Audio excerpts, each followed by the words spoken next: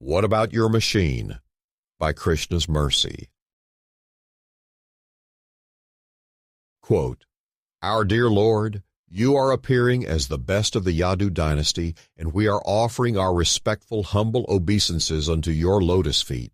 Before this appearance, you also appeared as the fish incarnation, the horse incarnation, the tortoise incarnation, the swan incarnation, as King Ramachandra, as Parashurama, and as many other incarnations.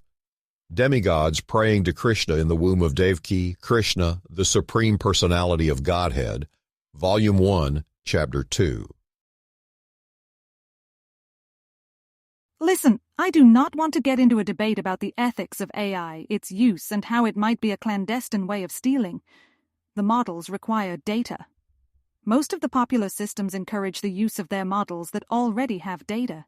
From where did that data come? It is not like the closed system versions, where you feed it your essay, voice recording, or artistic output. The AI models generate new things, and so there is the legitimate question of whether the process involves theft of other people's work. You know, where you take stuff from the internet and make slight modifications, to later present as your own work. For the purposes of this discussion, let's assume that the AI model we are using is ethical. It can produce content. That is the generative part. Have you ever thought about the use case of a religious scene? In the systematic implementation of Sanatana Dharma, specifically as Bhakti Yoga, there are rules and regulations. There are processes to follow. These are recommendations, sort of like an expert in the field writing a book, to reveal the way to replicate their success. This implementation is known as Vaidhi Bhakti. Same. We have the definition of Bhakti Yoga from Prahlad Maharaj, wherein he lists 9 distinct processes. For our discussion, let's focus on Vandanam. This is offering prayer. You will find that sacred texts of the Vedic tradition are filled with prayers. You might dare to presume that the majority of the content is someone offering prayers, and it is usually not with some purpose in mind. As from the Supreme Lord flows mercy which is causeless, the people worshipping are often just saying nice things. They are offering appreciation. They are sharing heartfelt sentiments of gratitude. As the Vanar leader Sugriv declares, the person who fails to repay favors is a disgrace among men. Dushaka. Tav deva prasadaccha bhratushcha jayatam var, kritam na pratikuryadyaha purushanam sadushkaha.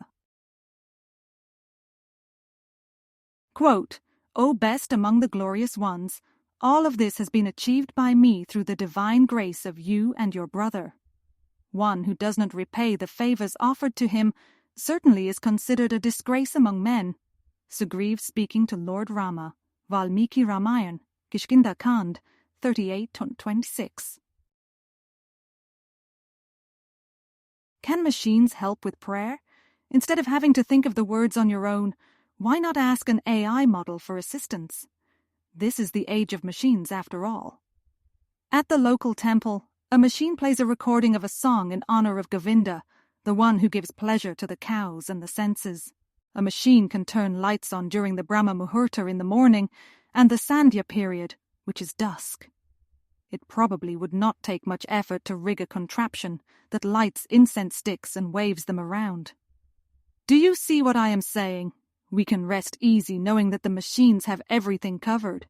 We will never lapse in our duty to worship. In Bhagavad Puran, which is also known as Srimad Bhagavatam, Lord Vishnu announces his upcoming arrival in the manifest realm. He will appear as the 8th son of Devaki, who is the wife of Vasudeva. Vishnu can do as he wishes, but the external causes are distresses on the earth and a heartfelt plea from Mother Earth, who approaches Vaikuntha in the form of a cow.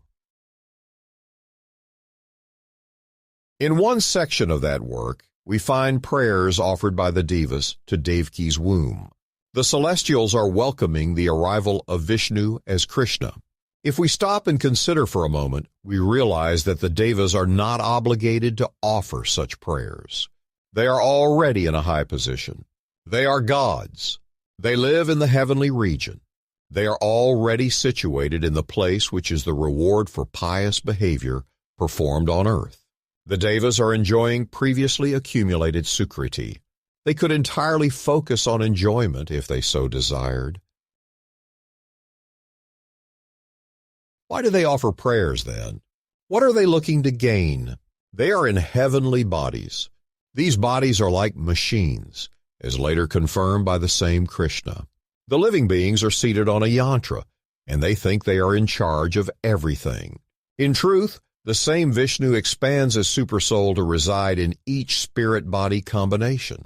He is the one directing everything through giving sanction for the results to action to manifest. That action is based on choice, which is where the living being mistakenly feels they are in control.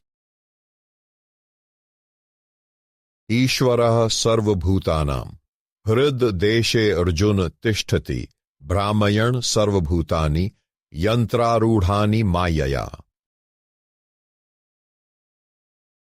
Quote, "The Supreme Lord is situated in everyone's heart, O Arjuna, and is directing the wanderings of all living entities who are seated as on a machine made of the material energy." Lord Krishna, Bhagavad-gita, 1861. If we are seated on a machine, just what exactly are we supposed to do? If another machine can offer prayers for us, what will we do in the meantime? If the sun rises and sets at appropriate intervals, if the rains nourishes the fields when needed, and if the fruits fall from the trees when ripe, what need is there for any human intervention? The steadiness of the sun is already sufficient honor for the creator of the sun. As the Vedas are voluminous in nature, there is no shortage of prayer to consult. Bhagavad Puran itself has many sections that can be referenced, committed to memory, and recited daily. Such practice will lead to liberation. There is no need for extra effort. If so much is already going on, if there are innumerable devotees fixed in their dharma with a vow like a pillar anchored deep within the earth, what is our purpose? What can we really offer? The explanation is that if we have a machine, we should use it. If we have abilities, they should be utilized as an offering to Krishna. If we are skilled in archery, for instance, we should rise to the occasion to defend the innocent. This was the recommendation to Arjuna. He would act as but an instrument of the divine will. We too can be an instrument. We have a machine and it should be put to work. This is the meaning of Dharma. Otherwise, we look for retirement, leaving the machine to rust, to turn into a vehicle for pettiness, lethargy, envy, and overall misery. Our happiness lies in using the machine for honoring the one who is actually directing everything. Hare Krishna, Krishna Krishna, Hare Hare, Hare Ram, Ram Ram, Hare Hare. In closing,